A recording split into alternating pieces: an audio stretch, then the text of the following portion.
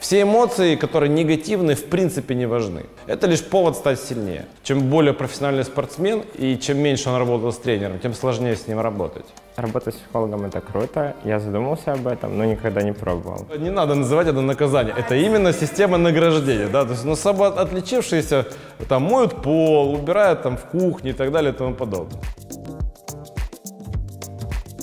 Так получилось, я изучал моментом стратегии и тактик, да, и изучал несколько разных дисциплин, где какие тактики используются. Сам я играл в Counter-Strike, но в определенный момент там, искал новые идеи и начал изучать там, Dota, StarCraft, другие такие, где именно идет соревнование, да, на предмет стратегии, тактик и так далее. Собственно, так как-то и пошло это дело.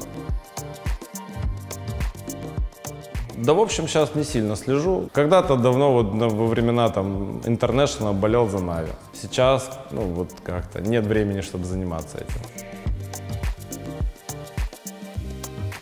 Именно тренерская деятельность началась, наверное, году в 2008. Так получилось, я сам занимался на разных тренингах, и одна из тренеров, там, Женя Елисеева, она предложила, говорит, хочешь, давай попробуем. Да, хочешь, возьми, просто поведи группу. И как-то я втянулся в это, как-то само пошло, она меня потом приглашала еще, потом я прошел, собственно, обучение на тренера, и так с тех пор и занимаюсь этим. Конкретно в Нави, собственно, я попал через Дмитрия Куприянова, который Lost, Light of Heaven, да, вот так. И меня пригласили на буткемп в Москву. Да, тогда был буткемп у Dota состава в Москве. Я когда приехал, мы там сначала с Игорем пообщались, потом с Андреем, который маг, тоже как-то с ним договорились о том, что мы будем вместе делать. И как-то оно пошло, так зацепилось и поехали.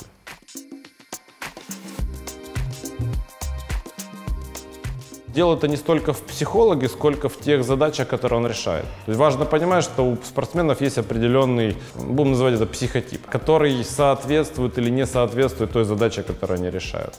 И, соответственно, в первую очередь нужен человек, который будет помогать спортсменам построить подобный психотип. Это не обязательно может быть психолог, да, как таковой. К сожалению, в классической психологии особо даже нет таких направлений, которые занимаются именно целенаправленным взращиванием спортсмена. Даже спортивная психология, по большой степени, это чисто справиться с какими-то внутренними тараканами, но там нет никакого движения к достижению. Если человек упирается в планку, вряд ли ему спортивный психолог поможет. По факту спортсмена бросают в воду и говорят, плыви как можешь, и дальше там либо у тебя получится, либо нет.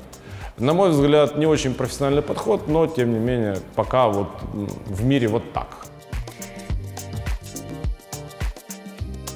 Работать с психологом – это круто. У меня никогда не было спортивного психолога, я думал об этом долго, думал, что мне это поможет, потому что у меня есть какие-то там эмоциональные проблемы, которые можно пофиксить с помощью психолога. Условно, как выйти из одного состояния в другое, как контролировать эмоции, как не входить в тил. Больше всего за эту неделю мне запомнилось пару медитаций очень крутых. Йога, мне очень понравилась. Йога – крутая вещь, никогда я не занимался до этого. И пару упражнений, которые нам психолог показал, но я, к сожалению, не могу их показать. В основном работаем над управлением состоянием. Да? То есть первое, с чего все начинается, это управление состоянием. Умение, скажем так, войти в оптимальное для игры состояние и выйти из него, то есть отдохнуть. Потом в обязательном порядке мы работаем над уверенностью. Сейчас мы начали учиться, собственно, разговаривать, потому что, как оказалось, большая часть не умеет разговаривать, их нужно постоянно напоминать, что говорить тоже нужно.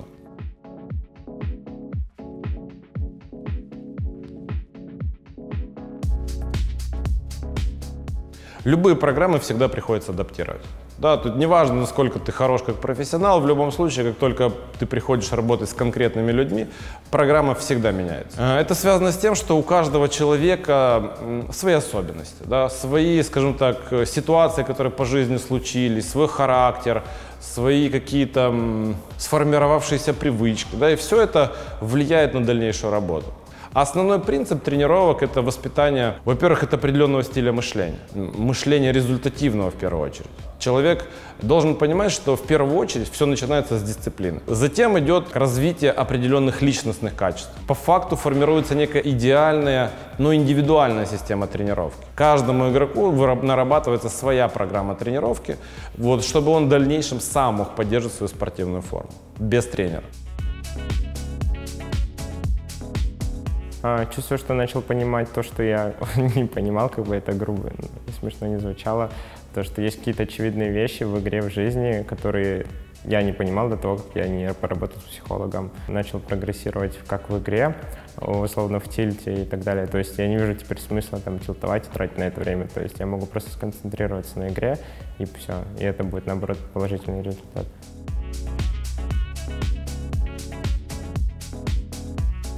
Ну, если сравнивать это с спортом, именно большим спортом, то в доте это больше такой забег на выносливость. Если у игроков CSGO требования больше быстро принимать решения, то есть мгновенно принимать решения по ситуации, то в доте это именно вот длинная дистанция, то есть видеть всю игру целиком, как вы собираетесь от начала до конца играть, за счет чего вы собираетесь побеждать, какие там точки нужно занимать на карте.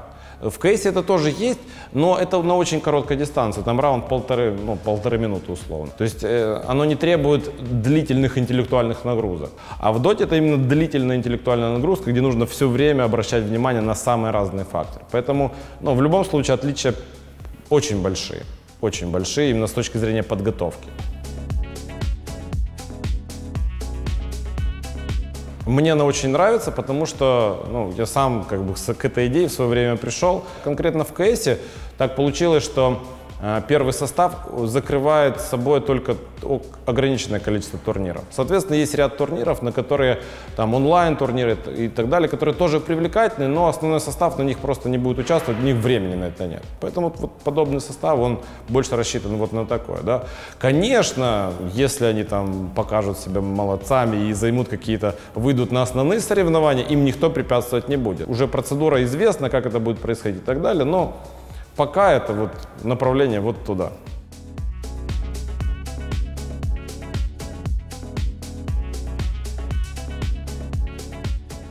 Всем без исключения игрокам, которые, скажем так, прошли уже первичный отбор, скажем так, отбор на адекватность. Вот, и у нас было две категории. Это креативные и те, кто выполнили задание. Да?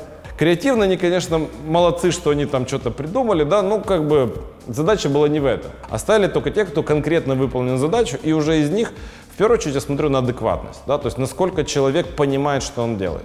За 30 секунд сразу видно, да, насколько человек осознанно дает ответ. Затем, когда было личное собеседование, я каждому игроку задавал 3 вопроса, на которые они отвечали, и основное, что я смотрел, как человек реагирует на изменение ситуации. То есть, как человек реагирует на неизвестную задачу. То есть то, с которой он никогда не справлялся, да, то есть как он себя будет вести, как он будет подбирать слова и так далее и тому подобное. И, соответственно, те, кто справился, я уже рекомендовал там обратить внимание Мирану, Андрею, и они уже из этих игроков, собственно, отбирали, кто попадет. Первый вопрос был, чего ты хочешь добиться? Да, то есть твои идеальные достижения в Counter-Strike. Второй вопрос, как ты поймешь, что пора заканчивать? Как ты поймешь, что все, пора завязывать с КС? И третий вопрос, что такое для тебя уважение? Как ты понимаешь, что ты уважаешь, и как ты понимаешь, что уважают тебя? Первое впечатление тут, конечно, были странные, потому что я приехал раньше всех, получается, я заезжал самый первый в этот дом, да, и когда я сюда зашел, а тут еще было, скажем так, не до конца все готово, то есть это нужно было все организовать, на заезд, плюс проблемы с въездом игроков, все бегают, там, решают все эти задачи, я сижу здесь в этом доме, принимаю тех людей, которые здесь тут убирают, что-то завозят и так далее. То есть это первые 3 дня просто был такой вот, все стояло на ушах. Потом уже, когда начались занятия, уже стало попроще, потому что, скажем так, тоже привычная среда, ты уже себя ведешь тут, как обычно на тренинге, да, то есть ты расслабился и просто ведешь тренинг. Поэтому, вот первые впечатления такие. Конечно, поменялось. Одно дело, когда ты смотришь 30-секундный ролик, да, и там условно 3 минуты общаешься, не видя конкретного человека, да. А другое дело, когда ты там живешь рядом с ним и обращаешь внимание на особенности его поведения, да. Так, естественно, мнение поменялось. У кого-то, кому там поставил 10 баллов, уже бы 10 не поставил, например. У кого-то, кому поставил 6, уже сейчас бы поставил большую оценку, да. То есть я понимаю, что там прогресс налицо.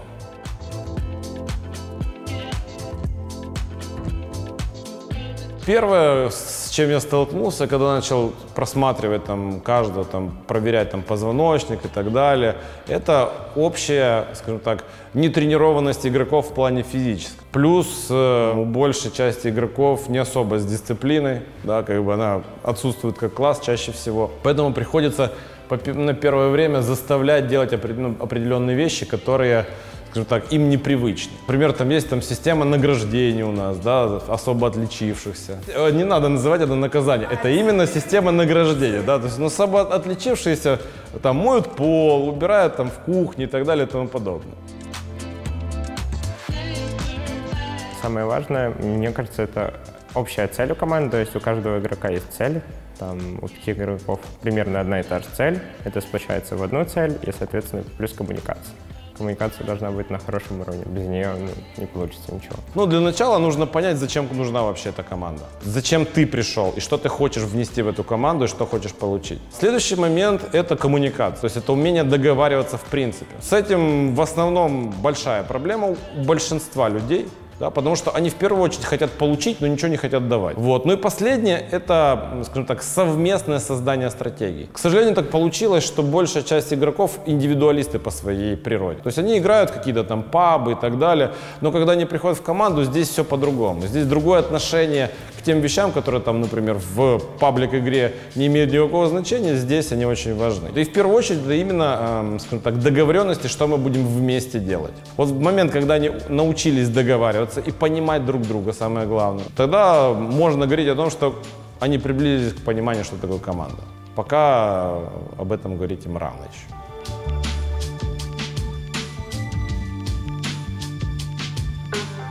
Самое лучшее, да, то есть самое простое, которое доступно всем без исключения, это заниматься физической подготовкой. Все физические упражнения очень сильно разгружают нашу психику, да, то есть от излишнего стресса, особенно когда это связано с играми, с долгим неподвижным сидением. Следующий момент – это осознанное проявление агрессии. Да. Просто кому-то это достаточно просто покричать, а кому-то нужно пойти на какой-нибудь там бокс или ММА, чтобы им хорошенько настучали вот, по телу. И они так взбодрились, такие типа, оп, получили достаточный уровень стресса, и тогда им комфорт. Потому что, к сожалению, игроки получают, с одной стороны, недостаточный уровень стресса, ну, там, физический, да, при этом избыточный стресс эмоциональный. И у них вот эти вот качели физические и эмоциональные, да, постоянно разбалтывают. Вот то, что называется тильт. Я до сих пор не разобрался, что они называют этим словом, но слово это я уже много раз слышал. Ну, ошибки совершают все. Я очень много ошибок совершаю, и что в игре, что в жизни, к сожалению или к счастью. Просто не придавать этому значения. Я иногда сам придаю значение эмоциям, происходит тилт, но я уже это стараюсь фиксить. Просто понять для себя, что это бессмысленно. То, что можно взять, знаете, как сделать? Можно взять А4 листок, разделить его, написать плюсы тилта и минусы. Там будут только минусы, плюсов не будет никаких, вот и все. И для себя понять, что это не нужно. Ни на что нельзя отвлекаться, кроме игры. То есть у тебя есть цель победить, ты пришел туда победить, а не отвлекаться там на сцену, на людей и так далее. Что касается вопросов, связанных с там, ошибками и так далее, работая со зрительным залом, здесь важно понимать, что все то, что происходит вне игры, для зрителей. То есть пока ты в игре, и ничего кроме игры тебя волновать не должно. На самом деле зрителей не существует. Ну, то есть игрок их реально даже не видит. Ну, он видит просто, что там какие-то люди есть, но реальных зрителей он не видит. Да? Все, что происходит, это у него в его воображении. Каждый игрок сам рисует воображаемого зрителя, да, и, соответственно, реагирует на него, на этого воображаемого зрителя. Поэтому самый простой вариант – это создать себе зрителя, ну, которого ты хочешь, чтобы на тебя смотрел. Да, и реагировать на всех зрителей, как будто это твой идеальный зритель. И тогда у тебя вообще не будет проблем с тем, что там, кто на тебя отреагирует. Вот. Плюс момент такой – учиться разделять слова и эмоции. То есть все, что сказано, это просто слова. Из этих слов можно извлечь урок, да, и задача, собственно, получить этот урок. Все эмоции, которые негативны, в принципе не важны. Это лишь повод стать сильнее. И как только человек это понимает, у него больше никогда не будет проблем с какими-то там комментариями, оценками и так далее.